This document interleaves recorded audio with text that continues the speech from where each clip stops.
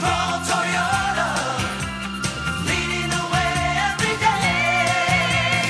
Atkins Scroll Toyota, symbols of trust. It has been nearly a year since Cameron MASNAYON was found lying in a pool of blood, barely alive. Michael and Daniel Rosal, both of whom confessed to the brutal beating, initially faced attempted murder charges with a special allegation of possession and use of a deadly weapon. Now, through a plea bargain, the two have pleaded down to lesser offenses. Michael Rosal, who admitted to hitting MASNAYON in the head with a baseball bat, pleaded guilty to aggravated assault as a second-degree felony, which carries a punishment of between 3 to 7 years imprisonment. The special allegation charge of possession and use of a deadly weapon was dropped as part of the plea bargain. That charge alone carries a sentence of 5 years in prison. His brother Daniel pleaded to assault as a misdemeanor, which has a maximum sentence of 1 year in prison.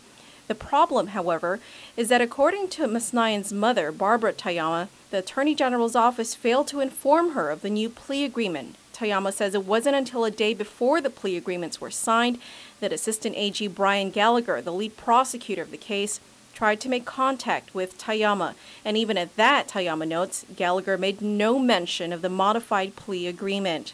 Tayama issued a press release today to voice her concerns about the neglect to her son's case.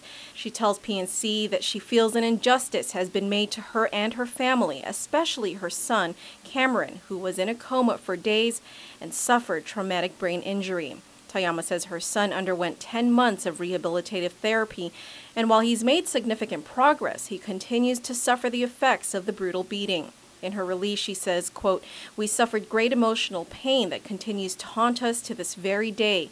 Our entire family has been traumatized and deeply devastated by this cruel crime." Tayama notes that she has met with AG Lenny Rapadas and he apologized to her and her family. AG Rapadas apologetically claimed full responsibility for the actions of attorney Brian Gallagher's failure to properly inform us, discuss, or understand that a lesser plea was going to be offered to the defendants and submitted to the court, Tayama says. Under Guam law, crime victims have the right to be consulted and advised about plea bargaining. The law also states that victims and surviving family members have the right to be immediately informed of the final disposition of the case.